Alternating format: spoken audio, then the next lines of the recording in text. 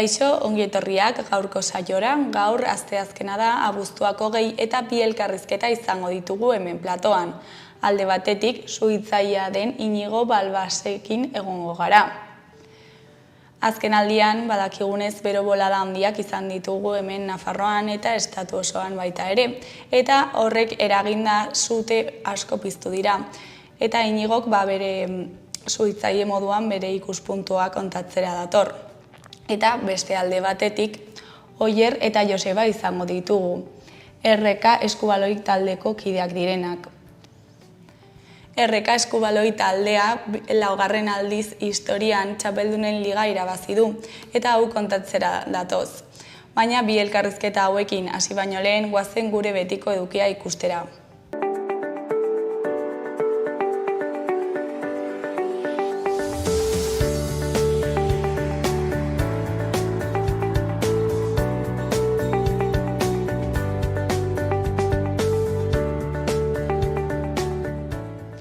Goazen gaurko efemerideak ikustera.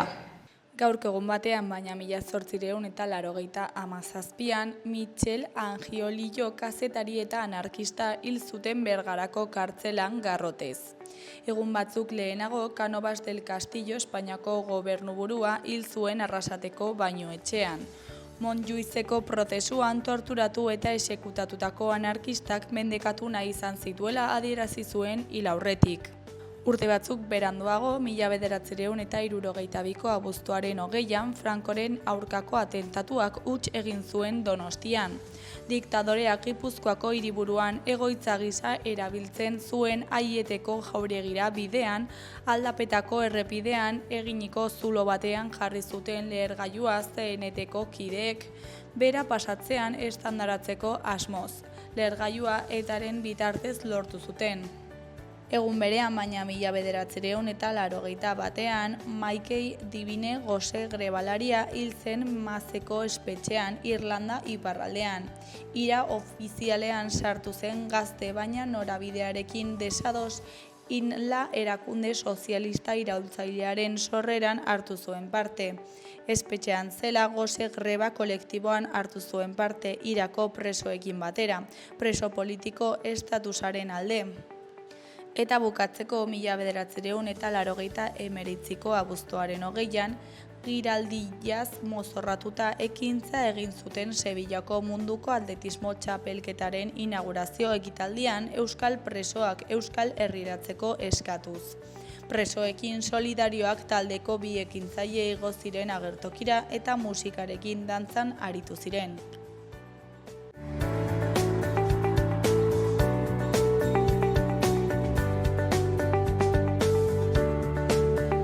Ikus dezagun gaurko egunkarien azalek zer dioten. Diario de Noticias egunkarian horrela dio lerroburu nagusiak. Nafarroan ere gora egin du enpleguak 2. hiruhilekoan. Lana duten pertsonen ehunekoa 2,2 hazi da 318.000 arte. Azken 12 hilabeteetan 4.300 landun gehiago zenbatu dira. 2.000 langabe gehiago 27.000 guztira. Langabeziak emakumeengan eragin handiagoa izaten jarraitzen du. Argazki nagusian Bretones kanporatua izan zena Mbappé gelditu nahian dago.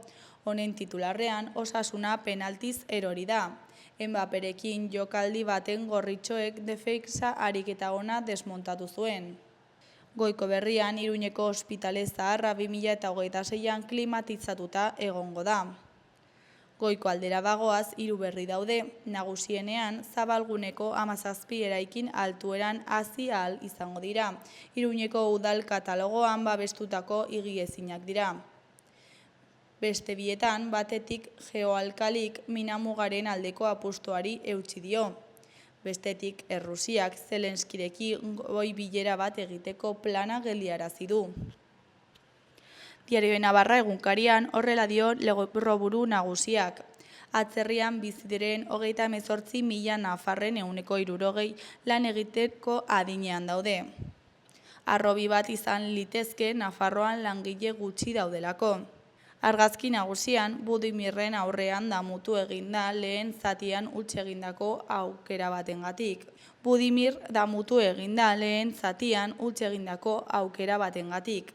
Honen titularrean gehiegizko zigorra, penalti batek Osasuna zigortu du Bernabeun estreinakoan. Eskuinaldeko zutabean 4 lerroburu daude, batetik CHek Nafarroako ubiderako hektareak eta ureztatzeko ura murrizten du. Bestetik, etaren aldeko 30 ekitaldi antzeman ditu Covidek udako jaietan. Jarraian, Osasun Departamentuaren arabera, 20 pertsona hil dira Nafarroako bero boladaren ondorioz. Ondoren, Geokalik beste inbertitzaile batzuk bilatuko ditu mina mugarako. Goikoaldeko berrietan, batetik, Paulino Caballeroren erretako eraikinaren hondamindia. Bestetik 5 jakintsu eta aizkolari bat telebistan, 1975ean. Bukatzeko iluzioz beteriko ikastaroa replazarentzat. Gara egunkarian, honen titularrean, Israelek sarraskiari eusten dio, menia proposamenari erantzun gabe. Egipto eta Katar bitartekariek Israeli pilota bere teilatuan dagoela esan eta azkar erabikitzeko eskatuarren, Hamasek jada onartutako sueten proposamenari ez zion erantzun ofizialik eman atzo Tel Avivek. Argazki nagusian Bilboko konpartsak eraso arrazisten aurrean duten erantzunkizuna bere gain hartzeko eskatu zion udalari aste nagusi honetan gertatzen dena. Honen titularrean, aste nagusiaren defentsa eraso arrazisten aurrean. Erdiko berrietan, goikoan, Urritikoetxearen erreportaia dugu. Trumpek bozketa sistema aldatu nahi du Kongresua mantentzeko. Behekoan, inbertitzaile txinatarra erretiratzeak beste kolpe bat eman dio mina muga proiektuari. Goiko berrian, Juan Navarro, Los Rekoldos de la Culebra liburuaren egilearen arabera, 2022koa Zamoran kontuan hartu izan balitz, orain ez litzateke hau gertatuko. Eskuineko beste berrietan, batetik Berger, Denis eta Fontzi ere zinemaldiko urrezko maskorra irabazteko hautagaiak dira. Bestetik Osasuna penalti zerori da Bernabeun. Berria egunkarian, berriz, honen titularrean, Txinako inbertitzaileek atzera egin eta kolokan utzi dute muga meategiaren bideragarritasuna. Kinjai taldeak uko egin dio Zangotzako potasa meategiaren proiekturako hitzemanak zituen 260 milioiak jartzeari. Geokaliren jabeak adierazi du proiektua estrategikotzak daukala eta beste finantza bide batzuk bilatuko dituela ari eusteko. Argazki nagusian Pablo González dugu, honen hitzetan, auziko agiriak ikus dituenek ez dute aurkitu delitu zantzutat jotzeko moduko ezertzo ere. Goiko berrian, suaren ostean, Leongo herri txikiak utzik. Ezkerreko zutabean batetik Putin Zelenskirekin bildu ezean ondorio latzak izango direla ohartarazi du Trumpek. Bestetik voluntarioak izeneko udako seriaren 2. atala dugu. Jarraian kirolariak eta lana udako seriaren 2. atala ere bai. Azkenik Berger, Denis eta Fontzi Donostiako zinemaldiko sail ofizialean lehiatuko dira. Euskal Herria irratiari dagokionez titular nagusian emaitzak ez dezala erakutsitako ohitxura ona ilundu. Gizonezkoen Osasunak ligako lehen partida galdu du Real Madrilen kontra. Gorritxoek defentsa sendoa planteatu zuten Bernabeun eta zalantzazkoa izan daitekeen penalti baten bitartez soilik lortu zuten madrildarrek gola sartzea. Eskuineko berrietan, goikoan, Itxaro Zalabaletaren hitzetan, emozioi eta gorputzaren beharrei erreparatzea oso onuragarria da. Kirol nutrizioan eta osasun hormonaldean espezializatua dago Itxaro. Izaten Nutri izenarekin Instagramen elikadura osasuntsu bat jarraitzeko informazioa aholkuak eta errezetak konpartitzen ditu.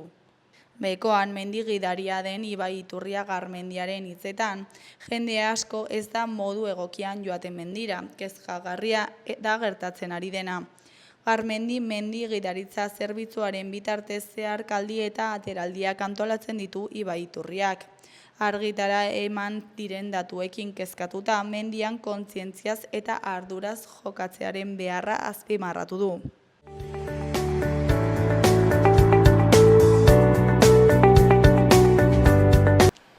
Kaixo, lehen aipatu dugun bezala, orain Inigo Balbaserekin gaude, soitzailea dena. Kaixo, zer moduz? Oso ongi, egunon. Bueno, lanpetua imaginatzen dut, ez? Azken Bai, aldian bai, egon diren suteekin eta... Garai hauetan lana gainezka gaude bai. Bueno, eskerrik asko ratutxo bat ateratzeagatik eta gurekin hitz egiteko prest egoteagatik. Eta, bueno, kontatu iguzu ze azken aldian hainbeste zute egon dira estatu mailan, baina ere hemen Nafarroan bereziki bat bortitza izan genuen, ezta? Bai, bueno, azken urteetan badira olako sute handiak izan ditugu, ez? Gogoratu behar dugu 2022ko ekaina hori, ez? Hemen Nafarroan oso latza izan zela. Aurten ez da horren beste sute izan, egia da sute bortitz bat izan dela, baina, bueno, ezin dugu konparatu bain estatu mailan gertatzen denarekin, ez? Estatu mailan konparatzekotan izango litzateke segun moduan 2022ko ekaina horrekin konparatuko genuke, ez? Orain ditzen ari diren edo ditzen diren 6. belaunaldiko sute horiek. Beraz, hemen Nafarroan izan dugu uda nahiko lasaia. Eta orain, nola daude sute horiek, ezakit itzali diren guztiak, ez? Bueno, dagoeneko guztiz itzalita daude, azkeneko beroak direla eta gauza zaila jarri dira, baina, bueno, uraldia berriro ere laguntzen digu eta behingoz kontrolatuta daude. Oraindik geratzen da uda eta izango dira gehiago, baina, bueno, oraingoz gauzak lasaiago daude bai. Orain badirudi euri egingo duela, ea... Batek daki. Horrek ezin dugu kontrolatu, baina bai, eguraldia aldatu da, guztiz zeharo aldatu da, eta guretzako asko zobe. Eta, bueno, Inigo, kontatu eguzu pixkat noiztik zaude suhiltzaile moduan, eta, bueno, nola izan da pixkat zure ibilbide... Bueno, mendoren hasieran baso suhiltzaile moduan hasi nintzen, 2001an, hortik egon nintzen udan eta neguan baso zutea lanetan, eta gero 2006an ja oposaketa gainditu nuen eta suhiltzaile moduan lanean hasi nintzen. Beraz, gutxi gora bera 20 urte. Eta nolakoa da sute hauetan beste aldean egotea? Bueno, azken finean sute hauek beste gauzak edo beste larrialdiak bezalakoa dira, ez? Egia da orain gertatzen ari dena estatu mailan eta hemen gertatzen dienean oso mediatikoak direla, ez? Baina azken finean gu horretako prestatzen gara, ez? Mota guztietako larrialdietarako. Orduan, guk garri dugu lehenengo gauza gure segurtasuna dela, horra lan egitera joaten gainen segurtasuna, eta hortik hasita gure protokoloak eta lan moduak aurrera eramatea. Hortaz, gure formakuntzak egitetugu, prestatuta gaude horrelako larrialdiei aurre egiteko, eta guretzako esan beharko dugu nahiko normala dela holako egoeratan aurkitzea. Badakigu holako egoera sufritzen duten pertsonek oso urduri jartzen direla, baina guretzako normala kakotxartean dira holako egoerak. Eta oso ezberdina da, ezakit, eraikin batean gertatzen den sute bat edo baso batean gertatzen dena, zuen protokoloan asko aldaketa handia dago. Bai, noski, hala izan behar da. Sortatzen diren egoerak ez dira berdinak. Normalean, eraikin batean sortatzen denean sute bat, hor pertsona daude, normalean pertsona asko, eraikin handia baldin bada, eta hor kontutan hartu behar diren gauzak zeharo desberdina dira, ez? Baso sute batetan normalean ez dago pertsonendako arriskurik, beren ikusten ari gara, sute oso handia direnean, 6. belauneko sute horietan, badira pertsonak hiltzen diela, eta horretan hori gauza horiek kontutan hartu dira, baina normalen ez dira horrelako gauza suertatzen. Beraz, gauzak egiteko moduan askoz desberdinak dira, baina esaten da moduan, Guk gure prestakuntzak egite ditugu egunero parkean, gure protokoloak ditugu, eta egoera horiei aurre egiteko prest gaude. Eta zer izan behar da kontuan, bai ezakit deitzerako momentuan eta bai gero han zaudeten momentuan, zer izan behar duzue kontuan? Argi eta garbi lehenengo gauza, larrialdiatarako zenbakia deitzen duzunean, informazioa ahalik eta lasaien, badakigu hau oso zaila dela, baina ahalik eta lasaien eta informazio gehien eman. Bai, gero hori informazio hori guri pasatu behar digute, eta gero eta informazio gehiago izan, gero eta azkarrago eta argiago prestatu dezakegu interbentzio hori, ez? Beraz, lehenengo gauza izango litzateke informazio garbia eta ahalik eta gehien eman. Badakit oso zaila dela, ni beste aldean ere egon naiz, gauza horiek pasatu zaizkidanean, eta oso zaila da, baina gu hori eskatu behar dugu, ez? Ahalik eta informazio gehien ematea guretzako gauzak errazteko. Eta sutea hasi berri denean eta oso txikia denean, nola jakin dezakegu sute baten aurrean edo sute posible baten aurrean gaudela edo ez? Baso sute batean edo gure etxean baso sute batean, behin hasi ez gero, ja baso sute bat da. Hori argi eta garbi dago, ez dakit zegoeratan, sort daiteke horrelako bat, ez dakit, barbakoaren bat, edo ez dakit ze gauza egiten ari garela, edo lanean mendian, baina argi eta garbi dago, zeozer zu hartzen baldin badigu eta momentuan ezin bagara gai hori itzaltzeko, momentu horretan ja deitu behar dugu ahalik eta azkarren. Ez dugu itxaron behar, ez dakin hori deitu, familiar bati deitu, eta bera etorri, eta arduan ja gauza zeharo desmadratu denean deitu. Baizik eta lehenengo momentutan ez baldin bagara gai hori itzaltzeko, argi eta garbi izan momentu horretan deitu behar dugula, ahalik eta azkarren. Eta jendea konstiente da honetaz, edo normalean uste du itzaliko duela? Bueno, denetik egongo da, ez. Bada jendea hori suertatu zaiola eta azkar deitzen duela eta gauzak ongi atera diela eta egongo dela beste jende bat beldurrengatik edo urduri jartzen delako ere. Egoera horiek ez dira errazak eta jendea urduritzen gara esaten dut, lehenengo pertsona horretan, ze egoera horiek kudeatzea ez da gauza erraza, baina, egoera desberdinak egongo dira, egongo da jendea ongi egingo dituen gauzak eta ez batzuk ez zain ongi. Lehen aipatu zu, gutxi gora bera 20 urte ematen duzula lanean honetan.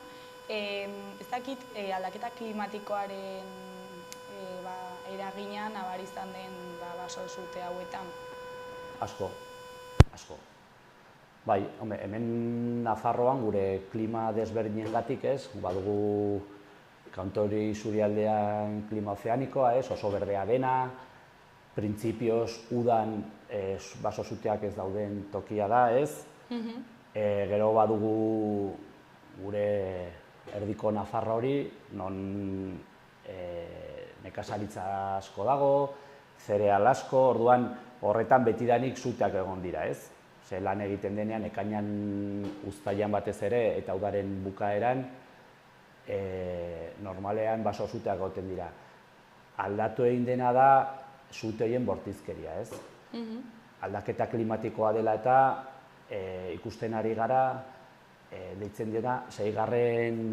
belaunaldiko baso suteak. Zer esan nahi du horrek, askoz ere sute handiagoa direna, eta sute horiek bestekin konparatuz, badira beste gauza tekniko batzu, baina esan dezakegu sute horiek gai direla atmosferako behe-geruza horiek aldatzea eta bere dinamika propioa sortzea, ez? Beraz, sortzen dituzte bere sutearen barnean haize boladak oso bortitzak, horrek ze suposatzen duen, botatzen dituztela txinpartak 100 edo kilometrotara, orduan sortzen dira beste sute batzuk, eta horren aurrean, oraingoz, ez daukagu borrokatzeko edo horri aurre egiteko estrategia oso argia nola izan beharko litzateke.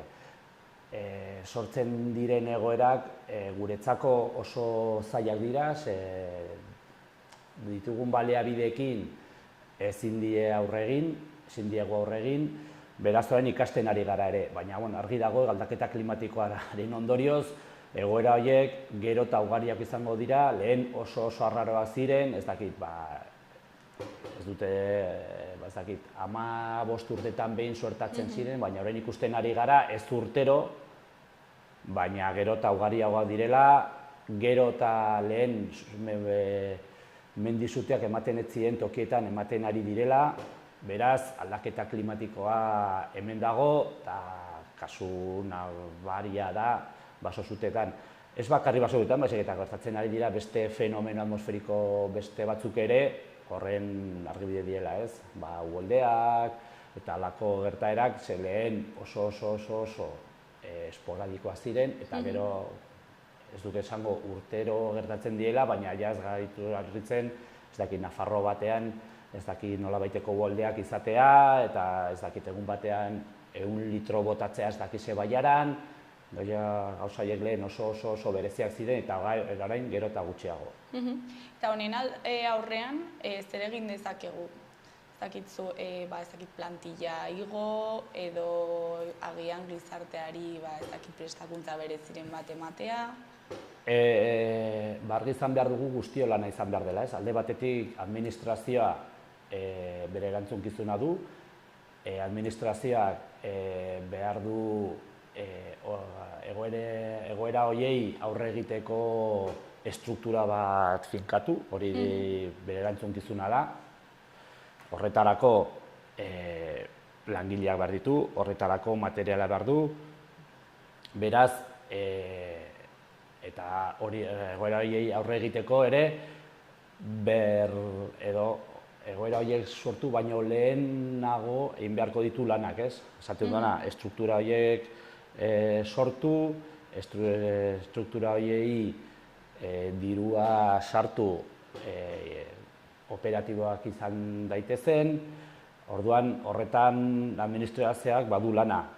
Mendi zuten inguruan, gogoratu behar dugu 2022ko zuten ondorioz, adibidez Nafarroako gobernuak eta Suhiltzaileko langile batzordeak akordio bat sinatu genula, eta horietako puntu bat zen, baso mendietako talde berezi bat sortzea, urte osoan zehar horien inguruan lan egiteko, ikusten genulako beharrezkoa urte osoan zehar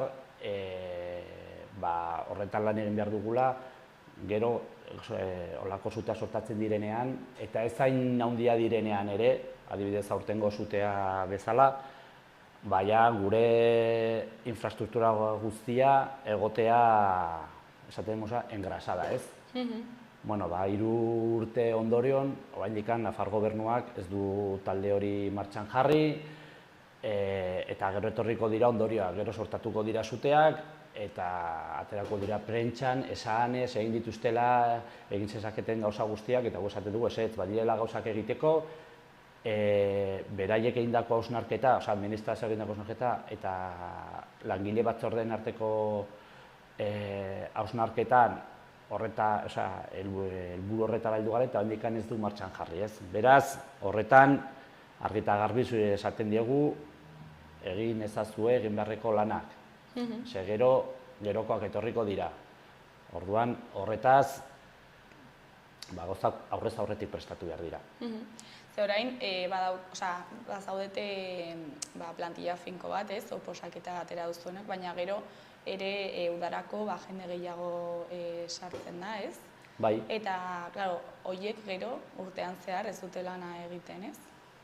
Hori arazo bada, horrela da gure egoera, momentu honetan lareun suhiltzaile inguru gaude, urte osoan zehar, oposaketa baten bidez hartu garenak, eta gero udaran,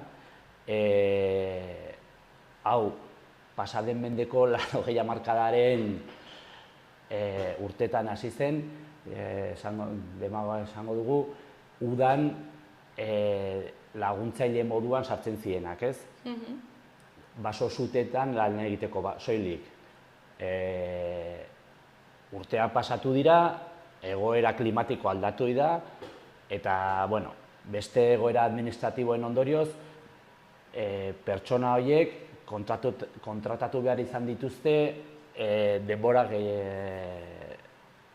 gehiagoz, bai. Hor, Nafar gobernuan aukera galanta galdu du, kontratatu altzituen urte osorako. Horrek suposatzen du dirua, ez? Eta diru hori ez gastatzeko, zer egin du, bakarrik batzuk 9 eta 10 hilabete tarte horretan kontratatu, ez? Eta guk esaten dugu, behar dugu jendea urte osoan zehar baso zuten inguruan lan egiten. Horrek zer esan nahi du, mendiak ez dute esango garbitzen, ze mendiak, ostoak eta adarrak egotea hori ez da zikina egotea, baizik eta prestatzen. Gero, zute bat gertatzen denean behar ditugun baliabideak prestatzen ere, pistak, urezko depositoak, olako gauzak urte osoan zehar egin behar dira. Gogoratu behar dugu ere Nafarroan, Nafarroako iparraldean neguan egoten direla zuteak ere. Beraz, Nafarroan ere neguan behar dugu jendea zuteak itzaltzeko, kontrolatzeko, erreketak egiteko, eta horretan Nafar gobernuak egin behar du dagoen jendea, eta nik esango nuke gehiago ere kontratatu egoera hori aurre egiteko. Beraz, prebentzio lan horretan ere inbertsioa. Bai, prebentzioa bakarri ez da, ez dakit, oso moda jartzen nahi nez, udako zuteak neguan itzaltzen diela. Ez da hori bakarri, baizik eta zuk izan behar duzu jendea urte osoan zehar, horretaz lan egiten duela, ez dakit, beste tokietan egiten diren gauzak, edo beste tokietan egiten langileekin hitz egin, ze nolako esperientziak izan dituzten, ze gauzak ongi egin diren, ze gauzak ez diren ongi egin, gauza horietaz ikasi. Eta hori ez da 3 hilabeteetan ikasten edo ez dakit, informe bat irakurri, baizik eta hori izan behar duzu, holako feedback estatu mailan eta beste lekutan, baso zuten inguruan lan egiten duten jendarekin, izan behar duzu kontaktu hori, ez? Eta gero ere, foru agindu baten ondorioz, nekazari eta enpaketatzailek ezin izan dute lanik egin, eta hori ezin egona piztu du sektorean. Ez dakit zuek, zuen partetik, ezinbestekoa ikusi duzuen geldirik egon diren denbora guzti hori, edo ez da nahikoa izan, ez dakit. Bueno, gu argita garbi dugu guretzako, gure lanerako, gure baso zuteak sortatzen direnean, badirela faktore batzuk, ez? Faktore horiek murrizten baldin baditugu, guretzako, gure lanerako asko hobe. Mendian egiten diren lan askotan izaten dira baso zute horien hasiera, ez? Baina lan horiek ere egin behar dira. Beraz, hor, Nafar gobernuak egin beharko du hausnarketa, sektore desberdinekin hitz egin, eta akordio batetara heldu sektore horiekin, ez? Gure aldetik, ahalik eta faktore gutxien, edo murrizten baldin baditugu faktore horiek, guretzako hobe, baina gu ez gaude bakarri erkidego honetan, ez? Edo hiri honetan, edo beraz, gu badakigu beste interesa daudela, eta hor dago Nafarro gobernuaren egin beharra guri guzti hori kudeatzeko. Eta prebentzio formakuntza bat egitea haiekin, nekazariekin, adibidez, hori ikusiko zenukete? Nik uste hori egiten ari dela. Egiten ari dela, pero bueno, argi izan behar dugu ere, batzutan ere nahi gabe sortatzen direla gauzak eta askotan direla, ez? Nekazariek direnean lanean garia mozten eta sortzen txinparta hori ez da nahi eta egindako zute bat, ez? Beraiek ere lan egin behar dute. Orduan, gero horretan segurtasun baldintzak igual, areagotu daitezke, badirela modu desberdinak, ez? Pero bueno, hori Nafar gobernuak egin beharko du hausnarketa beraiekin, ze azken finean guk argi dugu, eta orain ikusten ari da estatuan suertatzen entzuteekin, askoz ere merkeago da dela aurrez aurretik gauzak prestatzea eta ez dakit nola esan, prebentiboak izatea, gero olako zutea suertatzen denean ondorioak ordaintzea baino. Osea, hasiera batean diru asko igual irudituko zaigu ezakizen bat dirua gastatzea prebentzioan, ze pensatzen dugu prebentzioa bete da dirua sakarrontzea botatzea bezala, ez? Inor pasatzen ez dela gauza, orduan zertarako izan behar gastatu beharko dugu diru hori. Ba, gero gauzak suertatzen direnean ondorioak horrelakoak ez izateko. Eta nik seguro nago estatu mailan orain asko edo gehienek pentsatuko dute, ez? Zergatik ez genuen prebentzioan dirutza hori gastatu, ze orain seguruenik askoz ere diru gutxiago inbertitu beharko dugu guzti hori berreskuratzeko. Eta, bueno, esan duzu lehen, oraindik uda geratzen dela, eta oraindik sute posible batzuk geratzen direla. Zer gomendio emango zenituzke? Jendeari, zentzuduna izatea, ez?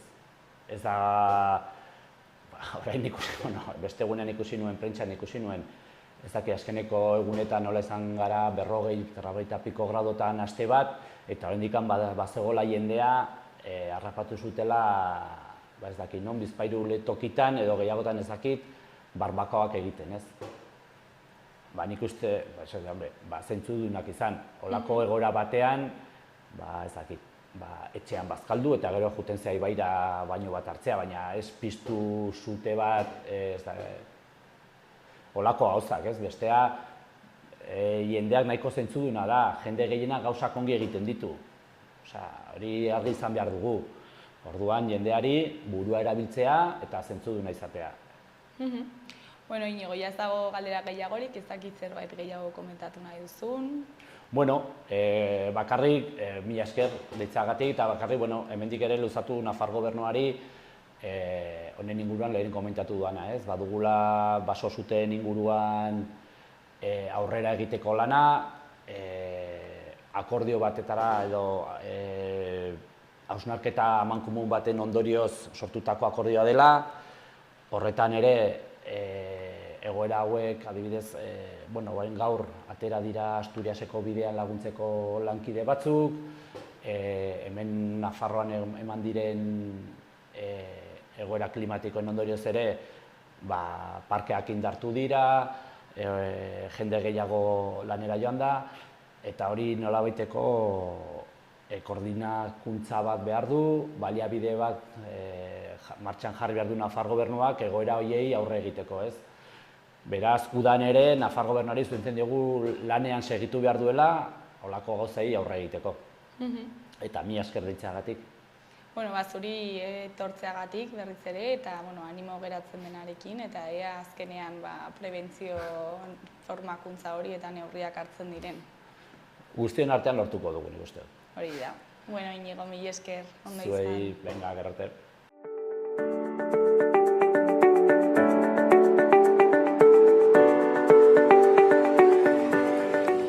Gaurko eta biharko eguraldiaren iragarpena ikusiko dugu.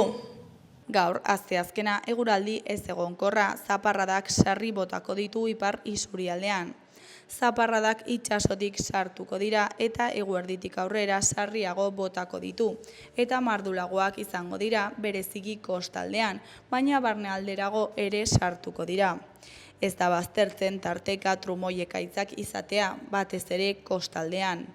Hegoaldean hodeitza saretuago egongo da eta ostarteak zabalduko dira, batez ere Nafarroan. Haizea arratsaldean ipar-mendebaldetik finkatu eta zakartu egingo da, une batzuetan enbarazu egingo du. Temperaturan aldaketa gutxi, giro freskoarekin jarraituko dugu. Ostegunean ez egonkortasunarekin jarraituko dugu, batez ere egunaren lehenengo partean. Goizaldean eta goizean itsasotik zaparradak sartzen jarraituko dute, zenbait lekuetan trumoitsuak eta handiak izango dira. bereziki kantauri isurialdean, baina baliteke hegoalderago dauden beste zenbait lekuetara ere iristea. Arratsaldean eguraldiak egonkortzera egingo du, zaparradak noizbehinka botako ditu eta txikiagoak izango dira. Haizeak ipar-mendebaldetik eta iparraldetik joko du eta tarteka enbarazu egingo du zenbait lekuetan. Tenperaturan aldaketa nabarmenik ez.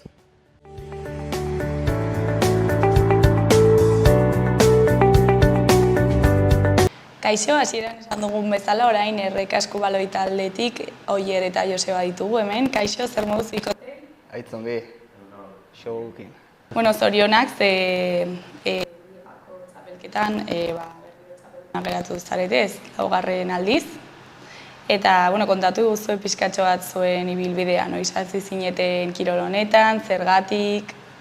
Bueno, pues, ni nire kasun hasi nintzen 7-8 urte inguru nitxuenin.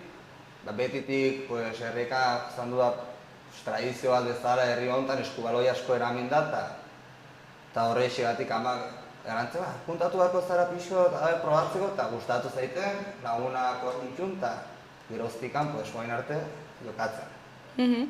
Bai, eta ni ere antzeko. Eskolan etortzen ziren galdetzera nahi ginen hasi, eta gustatzen zitzaigun kirola, eta dena pixko bat ukitzen, futbola, judo, pilota, dentatik. Eta eskualoia ere bai, probatzeko. Eta urte deixente initunik ere bai kirol desberdinak, aldi berdinak. Eta azkenin, erabaki barra zen eta eskualoia gehien gustatzen zitzaitena eta hortxe. Osa, bakarrik gustatzen zitzaizulako ez zegoen hor beste arrazoiren bat? Bueno, lagun gehienak herriku, egiarran futbolan ere banitun lagunak, igual bai moldatzen nintzen hobekixigo eskubaloian eta bertze kiroletan bizko bat okerrago, azkenin gehien hobekiko ematen zaizun horrek gehiago tiratzen.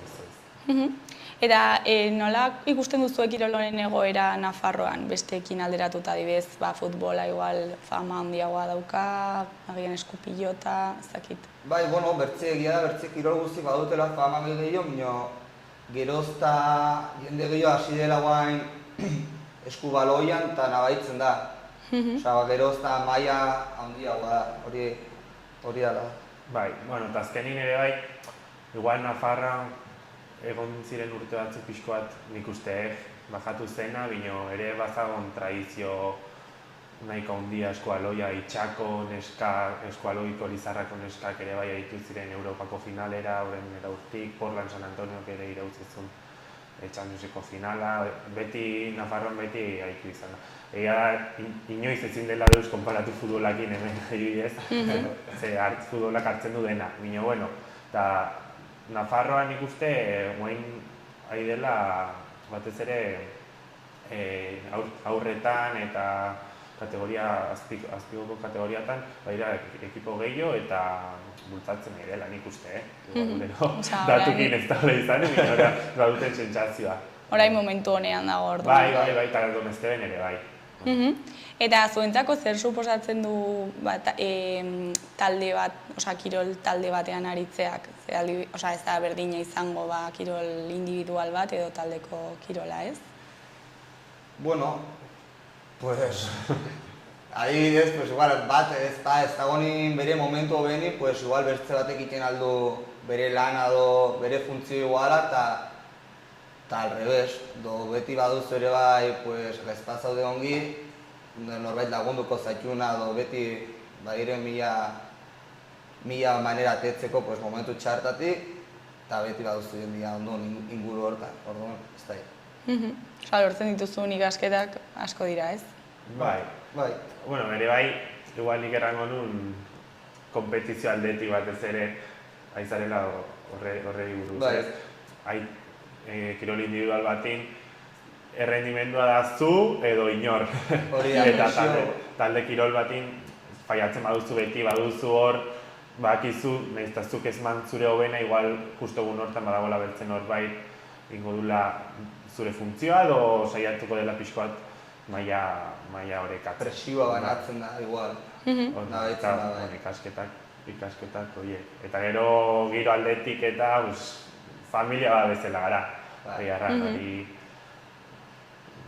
pistatatik kanpo taula, denak gara pasatzen laguna. dugu denbora, gara laguna, kuadrilla.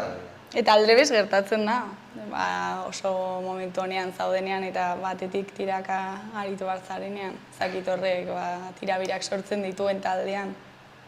Sortzen diren rollo txarrak edo... Bai. Gure hartin gutxi, Denak izautzen gara aitzongi eta azken finin berak badakinik zirikatu behar diotela, berak zirikatu behar nauni, eta beti berdin gaude, orduan nozpenga, igual batek ez badu egun hola eta zuk zirikatzen badiozu, bai, normala da esertzen, hurrengo egunin ja berdin gaude. Osa, gero ona. Bai, aitzon. Harreman sozial batzuk beti bezala, badire batzuk soportatzen dutena bazila gehiago, edo gaizki daudelik zerbait erratia saltatzen dutena segidan, bertze batzuk eramaten dute hobekigo, ikasi gara da horrekin ere bai, jakiten bakoitza nolakoa den eta... Dedikabe. Eta hau ere zelaian islatu da, ezta? Eta txapeldunak atera zarete berriro ere, ze suposatzen du honek zurentzako? Principio ez ginen espero aurten irauzti ere, egon gara lesio pila batekin eta hola, eta azken finin ez gaude denak eta zaila da kirol talde batin engranaje guztia ongi joatia. Bino, tokatu zen irauztia, gainera daukigu beti marea urdina atzetik, animatzen, eta horiek dire gure arnasa eta erabat haiengatik lortu dugula errango nukenik. Bai. Espero islatu da urten, bino ez da izan, lehenbiziko bi erreka txapeldun dituzten urtik izan ziren aspaldi. Hori dela 1980 edola, eta guk irabazi ginen 2019, eta hor bai ikusten zela bagenekin irabaziko ginula nik uste. Edo sentitzen ginen favorito. Aurten, gero etorri zen COVID-a eta pixko bat aldatu zen ekipo guzia, batzuk joan ziren, aldatu da taldia ez da berdina. Eta aurten ez ginen espero, erraten du bezala, segitu dugu hor, segitu dugu lanin eta nolabait sinistu dugu. Eta zeintzuk izan dira zuen aurkari gogorrenak? Gogorrenak, nik errango nuke gogorrena hartu izan entzela, bino, eliminatu ziren eta ez ginen nahien kontra gaitu, eta bestela kantolaua, Sanguesako taldia. Finala iku ginen. Finalan eman ziguten gerra hundia eta gero ere bai, ligan elkarren kontra aitzen garen ikan eta zangotzen aitzen garen ikan, kostatzen zego pila. Hor egurra. Hor ere gaten gara ia. Bueno. Eta bakizu direla gogorrak eta hainen herritan askotan ere nabitzen da jendia dagoela aiz gainin eta erraten dizute dozen gauza eta horrek egiten du aurkari bat izatea zaila errateko modun. Claro, haien itxin, haien jendikin, goratzen diregu bezala Don Esteban. Eta orduan kostatzen da pia, ni ez nahi zorbitzen azken aldi hori erozik inola. Ogain dela 6 urte edo lazan entzen. Guztut, zangotzan, kirol guztietan direla onak, ze nik gogoratzen dut saskibaloira jolasten duenean, ere, egiten ginenean ara, ziren denak super handiak eta super onak eta ematen zuten nola... Zerbait ere zanen peor orduan, ez da zer den, bino bai, gerra handia ematen dute. Eta, nola izan da denboraldia, noiz hasi zineten, nola ezakit planteatzen duzu ere aurre denboraldia? Bai, hasi zanen ginen orain dela urte bat, aste izango zen abuztu ardi aldera dola. Eta hor egiten dire aste batzuk aurre denboraldina, eta gero etortzen da, jokatzen da kopako fasetxo bat, partido batzukin liga hasi baino lehen, eta gero ja hasten da liga. Eta hasi ginen nahiko gaizki egiarran. Bai, Superkopa galdu ginen finala, dela liga txapelduna eta kopako txapeldunen arteko partido bat, galdu ginen Loyolan kontra. Eta gero kopatik ja lehenbiziko partidu horietan gelditu ginen eliminatuta, eta erran ginen jasiera, no? Aurten... Aurreko urtin kopa irabazi eta titula defenditu biharrin eliminatu lehenbiziko bi partiduetan. Ze marka eder. Bueno, gero ligan, egia da hasi ginera lehenbizko eta bigarren buelta aitzongi. Noske ezin galdu ez da empate bat. Lagunak kontra nik uste. Eta gero ja txapeldun fasin ja hor hasi ginen bertzeliakun kontra jokatzen eta hor kostatu zitzaigun gehiago. Lesiuk aietu ziren eta... Joseba lesionatu zen, hautzizun... Bosgarren metatarsianoa. Iatza, eta... Eta zer modu zaude ongi? Bueno, ongi. Orain ja, ongi. Bai, aietu nintzen Final Fourra minio biogun lehenago eta ongi. Gutxienez, zerbait. Bai. Ez? Eta zer izan da zaiena, denboraldi honetako zaiena? Nik uste errandu nahi Josebak, lesio, azken kiroleko alderdi txarrenetakoa hori da. Lesionatzia, zu saskibaloian errandu zula ituzarela jakin itzu. Lesionatzen zarekin nahi izatea eta ezin duzula. Eta talde kirol batin, ondokuk zuak izunin taldeki bat importantea dela taldeentzat eta lesionatua dagoela ez dakizula noiz aietuko den, justo pasatu ginen bigarren fasera hor eta hasi ginen partidu galtzen ere bai. Eta, egiten da Final Four bat bukaeran.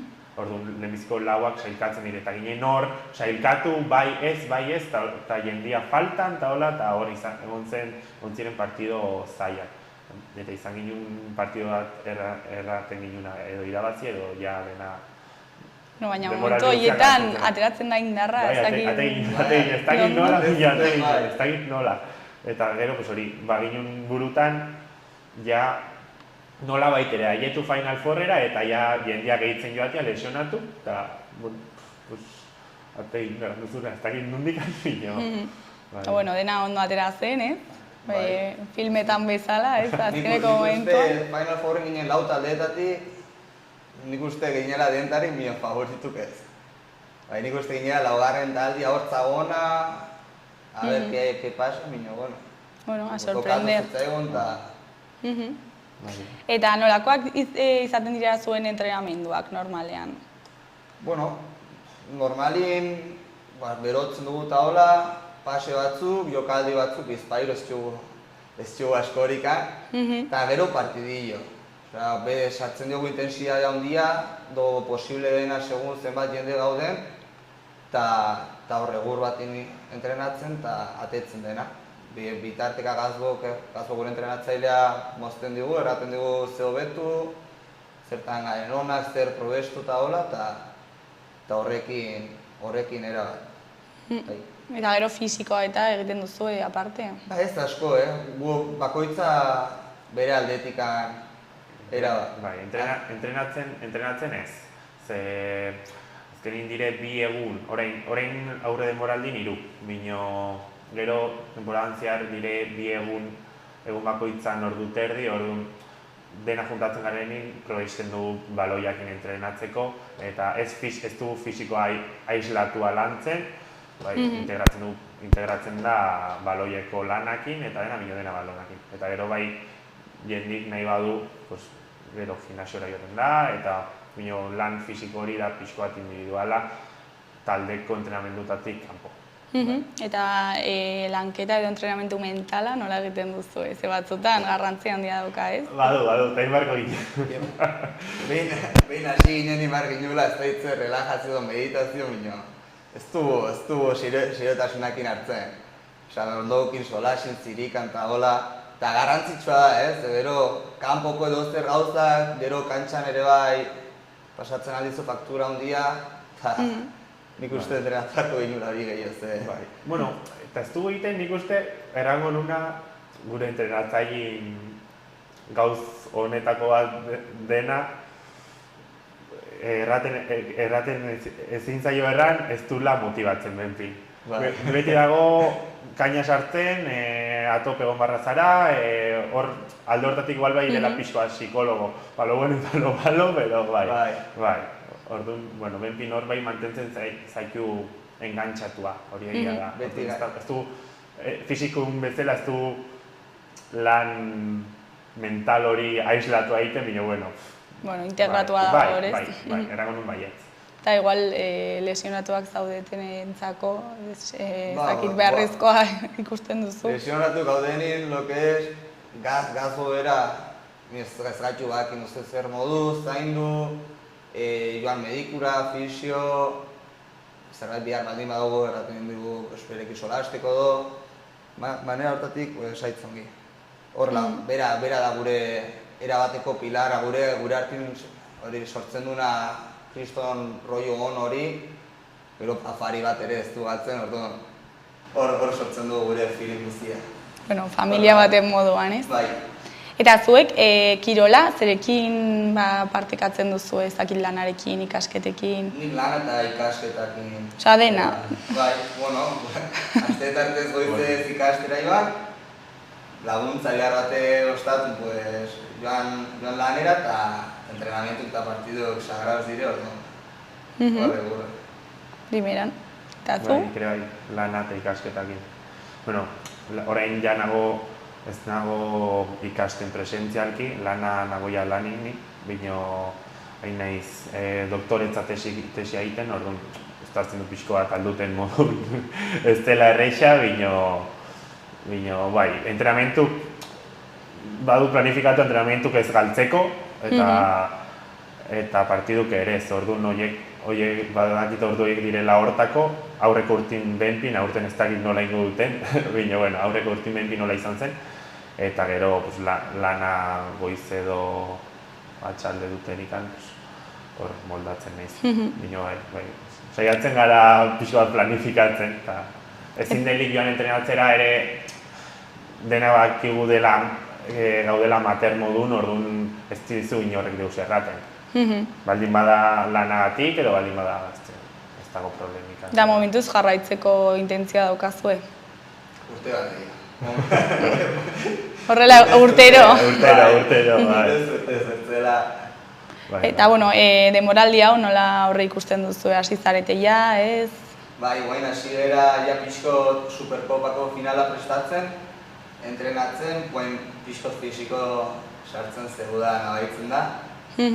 Eta, bueno, nik ikusten dut aurtengo urtia nahiko politia zanen dela.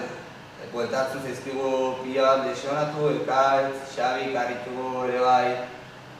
Bueno, pues, pivote bat, bertze jokalari hon bat. Eta, bueno, a ber, Ibai Meoki ere bueltatu da. Meoki ere bai. Ibai Meoki haitu zena profesionaletan urte pila bat Donesterekoa, eta haitu behar da urtean gurekin. Animatu da. Animatu da. Aurten txugu esperantza politikera izanen dela urte hon bat. Mantentzen dugu aurreko urteko nukleoa gehitzen diren horiek, suposatzen da hobetzen ari garela, ez dakit. Ba, primeran. Eta ez dakit hasi zarete ja ligarekin, oraindik ez?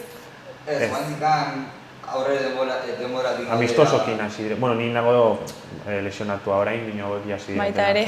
Bai, nun azkeniko partidu nigoera fasin belauna nartu dut bino ongi nago esperun traumatologuk emateko alta. Bino, bueno, hori hasi dire eta dire hor atope.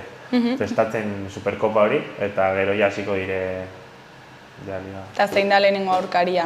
Prest zaudete edo ez? Bueno, ardoi dire eta potenteak, ez? Berezko favoritu. Ordu, bueno, ikusko da. A ber, ongi ikusten dugu gure burua eta ikusko da. Niko ez da bat jugola aukera honitze Superkopa itxin gelditzeko, así que ikusko da gure gune. Ikusiko dugu. Espero dugu baietz eta horrengo urtean hemen berriro izatea. A ber. Bino, ja bertze di, Jarriko txugu bertze di. Bueno. Ja daukazue ja tablak. Bai. Eta, bueno, nola definituko zenukete zuen taldea hiru hitzekin? Gogorra? Familia bat, familia. Gogorra, familia eta ze. Kompetitiboa. Egia da, nahiz eta momentu txarretan egon, beti gaudela hor. Maten du hila gaudela, bino beti mantentzen gara hor partidu, orduan kompetitiboa erranen nun. Ez du amore ematen. Eta lesionatua, ere. Ere bai, baina hori pasatzen da beti, talde guztia. Lesionatu ere bai. Eta, bueno, ja, bukatzeko, azkeneko galdera, zer da espero duzuena aurrengo denboraldiaz? Nik irabaztia. Ni beti irabaztiek. Erran bezala ikusten dut badugula taldiak sobran, lesionatu bueltatu dire, eta irabaztia, alden guztia eta gehiago. Joan den urteko igoera faseko puntia hori kentzia eta posible dugun igoera fase hori irabaztia, liga ere bai, superkopa eta kopa posible ere bai. Bai, bueno, paso. Bino bai, nik erranen nuen ere bai, irabazi, konpetitzen segitu aurreko urtin bezala, eta disfrutatu dugula pila bat dena elkarrekin. Ja, urte asko baitugu Joseba eta nik adibidez bizi guzia, eta taldeko askokin ere bai gadin berdintxuko garenak, Inigo, Asier, Jaime eta denekin urte pila bat, horiek badu kepa urte asko junto, eta segitzea denak batera, eta konpetitzen, eta alba da irauzi, seguro baietz, hobe. Bueno, bikote, primeran, zorionak aurreko urteko txapeldunak izateagatik, eta aurten ere lortzen duzuen. Eta, animo, eta ez zareten lesionatzen gehiago. Hori importantena. Bueno, ondo segi, agur. Aio.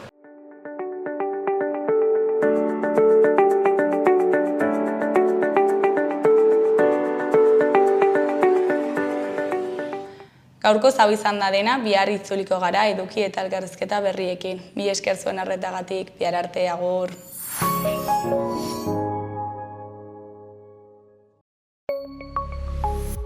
Gobierno de Navarra. Nafarroako gobernua.